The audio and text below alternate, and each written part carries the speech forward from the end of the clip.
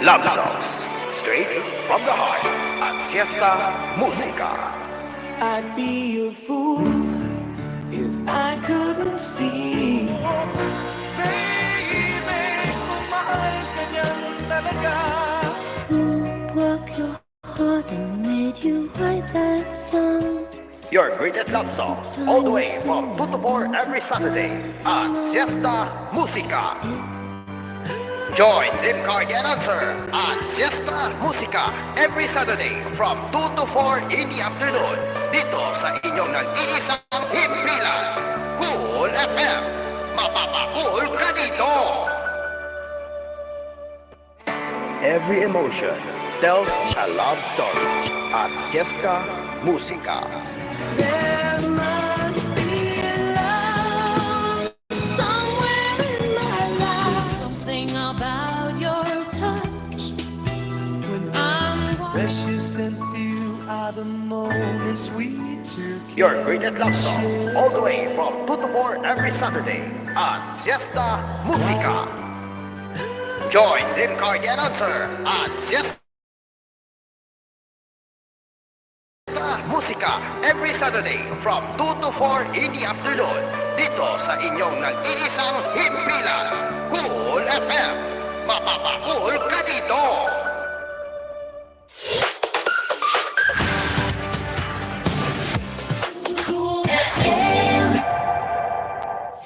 Lahat ng drama, lahat ng tawanan, lahat ng iyong all-time hits. Ang tanging huntahan ng Masang Lamaw, #1 sa Mega Manila, nationwide pa.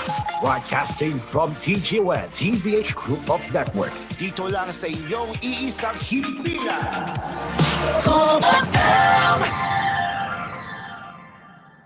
You are listening to Cool FM. Live from Cool Studios. This is koolNews at 6.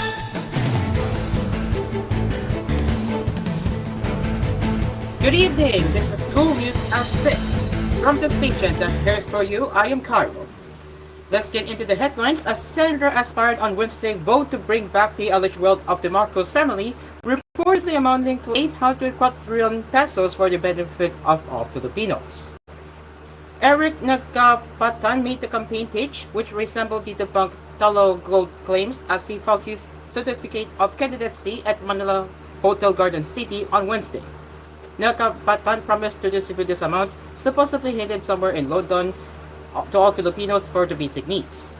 No one will need to buy rice anymore. No one will pay for water. No one will pay for electricity anymore, he said in a speech after the COC filing.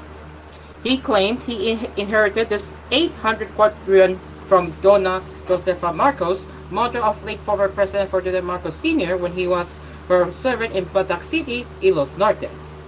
All of this was left in my name. In other words, it was not named after Marcos, he further claimed. If the heir is a Marcos, the PCGG would have confiscated. He explained, referring to the Presidential Commission of Good Government, which is tasked to recover the ill-gotten wealth of the Marcos family. Nagkapatan said he previously ran for presidency in 2016 and 2022 and in the senatorial polls in 2019, but he was declared a nuisance candidate in all these political attempts.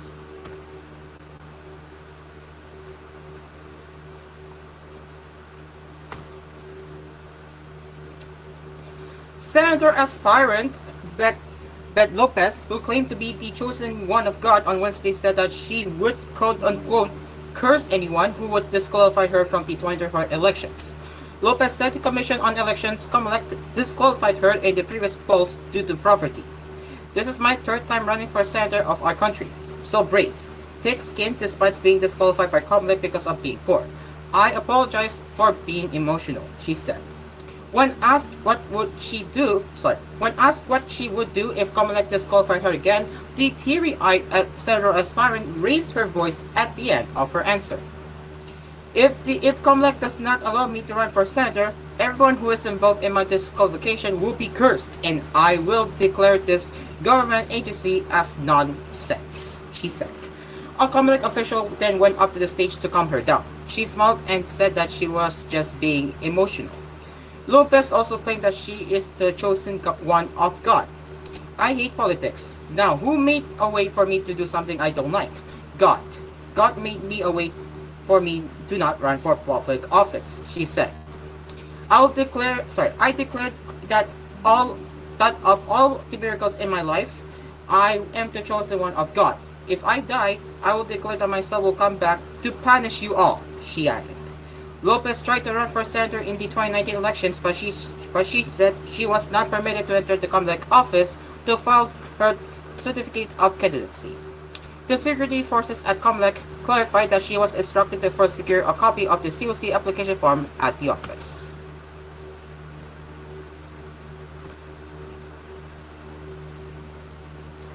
The internet sensation behind the Diwata Perez overload stall is the fourth nominee of a party list representative vendors. Dio Balbuena, also known as Diwata, filed the certificate of nomination and acceptance (CONA) of vendors party list at the Manila Hotel 10 City on Wednesday. Balbuena said that their party list group will push to ease the processing of permit for vendors, among other legislation that would benefit the informal sector. We vendors should follow the law, but we should not make it hard for Filipino vendors to follow, he said in Filipino after following his party list group's CONA. We should also help our vendors, especially those in the streets, to make sure that their goods won't be confiscated without consideration because many of them only borrowed the capital, he also said. However, Balbuena will serve as the fourth representative of the party list. A party list group could only win up to 3 seats. The Commission on Elections introduced a new election guideline where party list groups are now required to submit 10 nominees to represent them.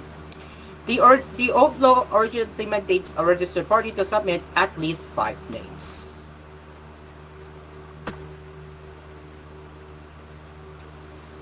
BHW party list representative Angelica Natasha Ko has asked the House of Representatives Committee on Ethics and Privileges to investigate Agri Party List Representative Wilbert Lee's actions during the deliberations on the proposed budget for 2025. In the briefing on Wednesday, correlate what transpired last September 25 before the public saw Lee take the microphone from Senator Deputy Minority Leader and Northern Summer 1st District Representative Paul Daza at the end of plenary debates on the proposed budget of the Department of Health. According to Ko, Lee aggressively came up to her and House Appropriations Panel's Senior Vice Chair and Marikina 2nd District Representative Stella Swimpo, allegedly demanding that he be allowed to speak or else he would stage a commotion. It was actually a little before that happened. What the cameras did not catch was calm. Wilbert Lee approached me furiously and I was in the middle of an interpellation. I was the budget sponsor of DOH and its attached agencies, and before that happened, he approached us coming from the back. And then when he approached furiously, he pointed fingers at us, Go said. And he then said that if he will not be allowed to speak, he will cause a commotion, to which Constella, I heard her respond to Wilbert saying, "Why are you mad at us? We're just sponsors," meaning to say we're just sponsors here, meaning to say we do not have the power to allow anyone to talk or to refrain from talking, she added. According to Ko, Quimbo even ducked behind the podium out of fear that Lee might assault her. He was very, very near us already that we feared his presence. In fact, Constella went around me and she ducked behind the podium. It was not seen on camera because what can be seen in the camera was like maybe half of me, just my face. So what was happening on my right hand side cannot be seen, Ko said. They were very near me to the point that even I was not sure if I will run because he was very near us. I do not know if he will assault Constella, and so we were very bothered. I do not know where his anger came from, she added. Ko also said she fainted after the incident. That's why I am even more adamant about filing at the Committee on Ethics because we felt that we were not safe in the workplace. So that's why we are pushing her filing at the Committee on Ethics, she explained. While the speaker was speaking in front already, it was I think an hour after what happened, I was seated in the lodge and trying to calm myself down. I stood to listen to the speaker and then while he was speaking, I fainted, possibly due to stress. It was the first time that it happened to me in the plenary. I am actually a very calm person. My colleagues would know that and would attest to that, and I'm actually very jolly, she added. Lee grabbed headlines last September 25 as tensions flared at the plenary after he took the microphone from Daza, who was moving to terminate the deliberations as no minority lawmaker wanted to ask questions. Deputy Deputy Majority Leader and Iloilo First District Representative Janete Garin proceeded with the motion to terminate the deliberations on the DOH budget, asking Deputy Speaker Duke Fresco to rule on the motion. At 6:37 p.m. on September 25, Guimbo, standing behind Ko, was seen talking to someone. After 2 minutes, Ko and lawmakers, including Pangasinan 4 District Representative Christopher de Venecia, comforted Guimbo, who seemed to be crying. Ko clarified that they were crying not due to the deliberations being over, but because of these actions.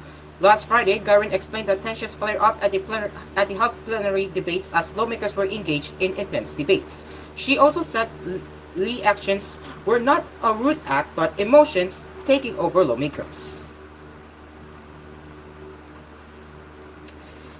And a suspect in the killing of a retired policeman in Tatuan City, Pantagas, was wounded in an alleged shootout with cops in Calamba City, Laguna on Tuesday, October 1.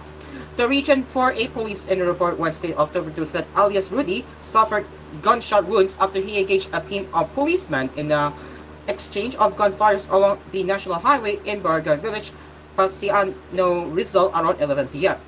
The report said a team of policemen spotted the suspect and introduced themselves, but instead of surrendering, the suspects reportedly shot the cops but missed his target.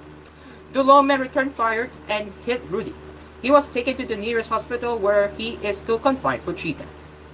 On the night of September 30, Arnold Topez, age 48, a retired policeman, was found dead in the grassy portion of Barangay Janopol Oriental in Tatuan City. Investigators found out that the victim died from asphyxia when he was suffocated using a plastic bag.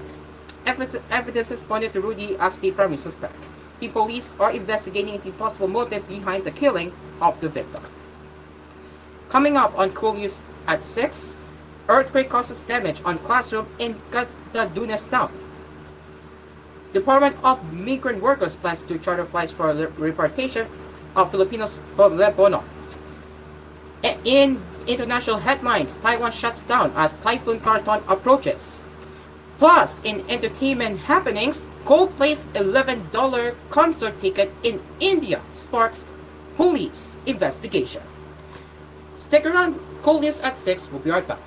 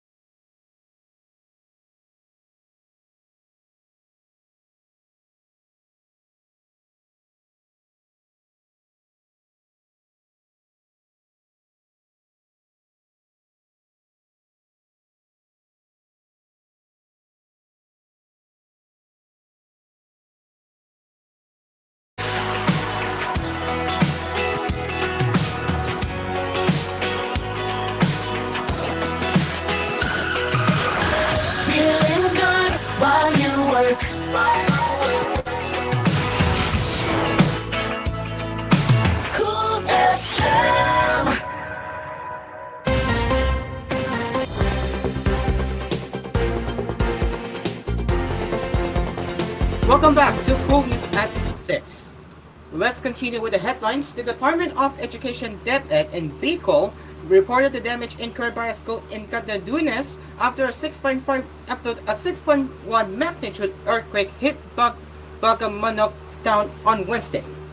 DepEd Bicol Disaster Risk Reduction Management DRM focal person, architect Dio Moreno said in an interview that a classroom at Santa Rosa Elementary School in Viga West had infrastructure damage, including wall cracks. As of now, the room will not be used because there are cracks. For the sake of the safety of the students and DepEd personnel, they will not be allowed to enter. The assessment is still ongoing, and we are still waiting for the reports from the grounds. As to the cause of damage, we cannot say yet because the assessment is still ongoing, he said. Moreno said DepEd Bicol has a standby fund of 140 million pesos that could be used for the initial needs of the school. At least within this week, we will wait for all the reports that school heads will submit. Our interventions will follow the guidelines from the DRRM. Schools affected by the earthquake from Catanduanes Division will be all reported, Moreno said. DepEd Bicol prepared a temporary learning shelter for the affected students. The earthquake's epicenter was located off the coast of Bagamanok and was tectonic in origin with a depth of 38 kilometers. The government is exploring the option of chartering a flight to repatriate Filipinos affected by the rising tensions in Lebanon, Department of Migrant Workers Undersecretary Bernard Olalia said on Wednesday. In the press briefing, Olalia said that 50 overseas Filipino workers were supposed to return to the Philippines last month, but recent explosions disrupted the plan. The supposed September 25 flight, which will facilitate the repatriation of 15 of our OFWs, did not push through because the flights were cancelled due to the conflict, and as a consequence, we're trying to provide for a charter flight, said Olalia. Each charter flight costing over 25 million pesos can accommodate 300 passengers. However, the government has yet to secure landing rights for the flight. The other challenge is the exit permits of some of our workers. Apart from documented OFWs, we have undocumented OFWs who need to secure travel documents, he also said. Aside from that, Olalia mentioned the government is also considering sea and land routes for bringing the Filipinos back home if ever the situation in the foreign country worsens. There are approximately 11,000 Filipinos in Lebanon, with 111 currently in shelters and 63 in a hotel, all in the southern part of the country. Olalia reiterated that the government is no longer allowing deployment of new and returning OFWs in Lebanon since it was placed under alert level 3.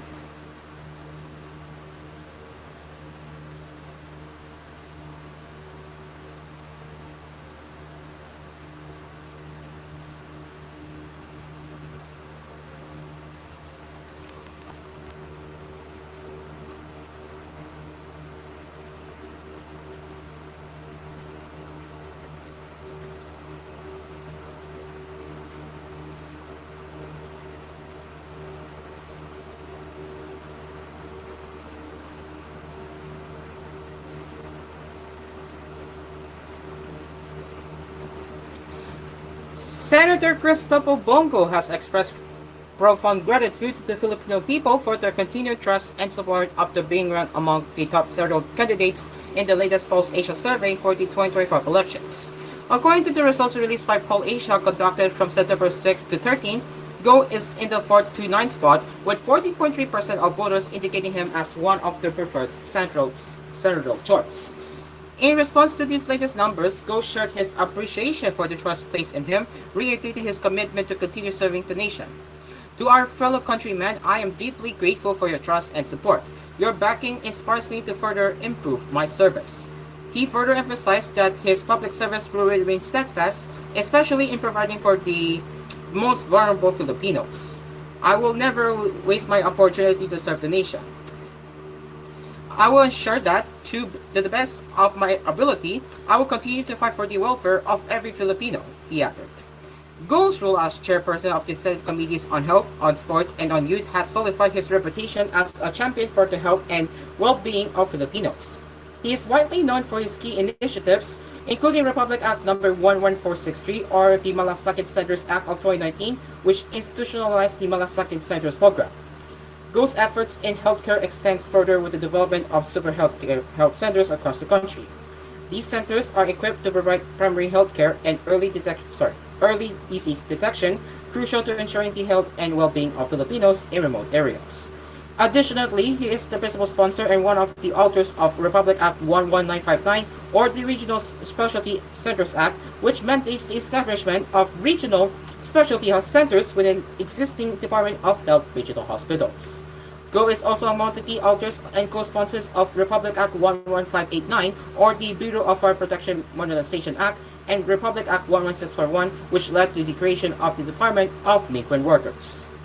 Go is also a passionate advocate of grassroots sports development, recognizing its vital role in the youth's personal growth and social well-being.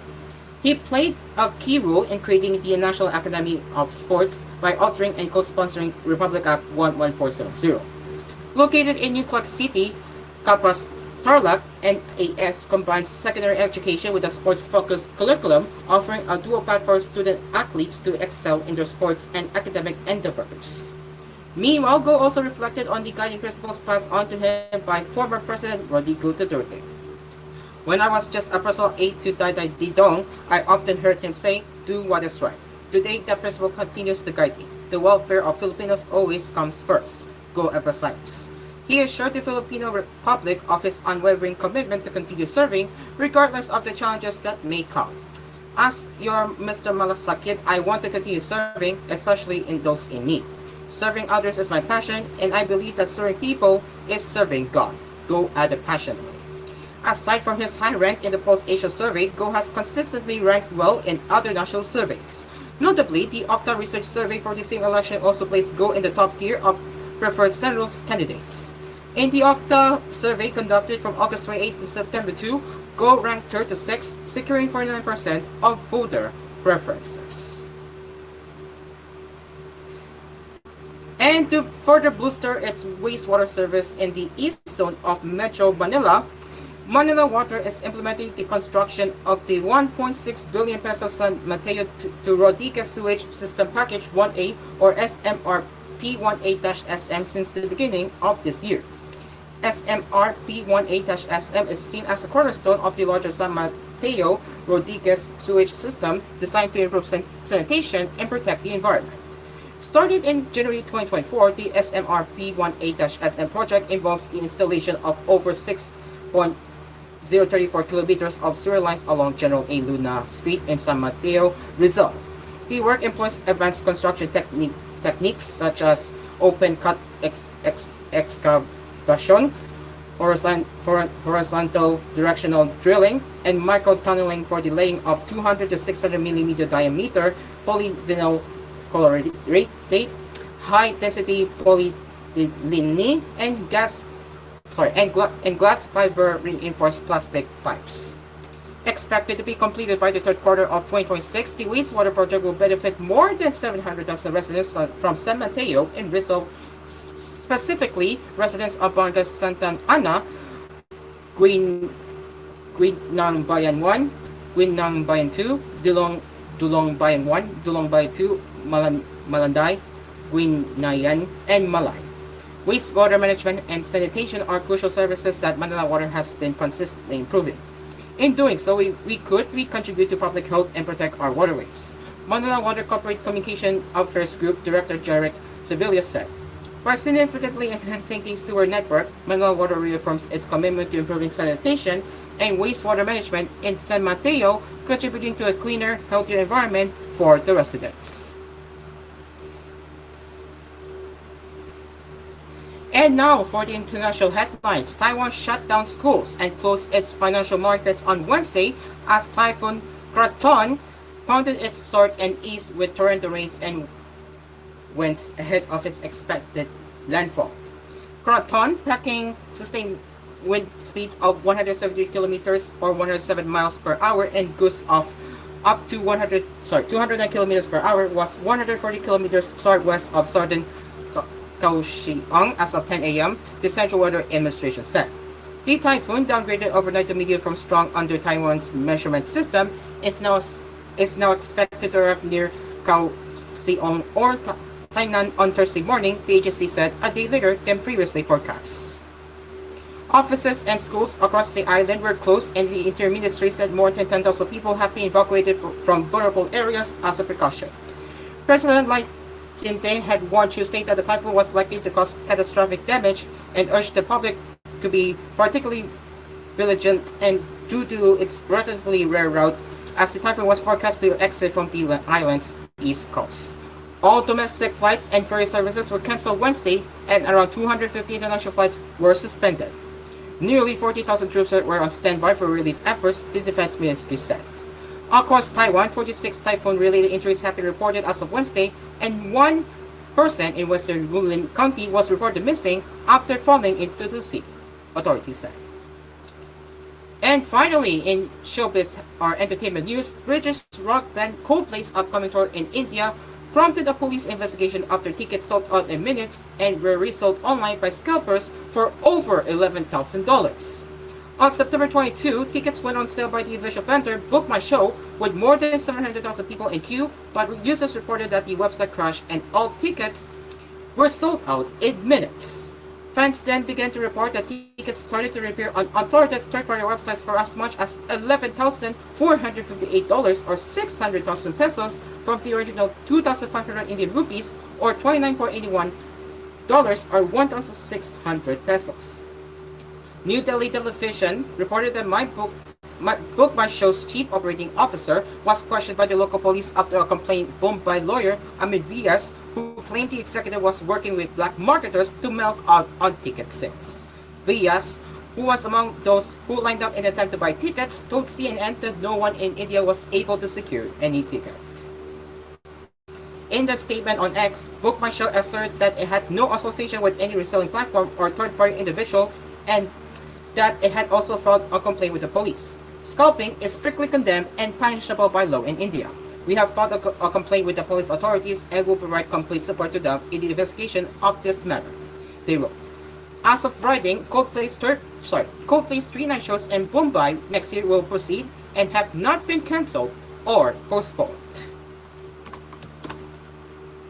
And that is it for Cool News at 6. As always, we will be back with more headlines later with Cool News Primetime at 9.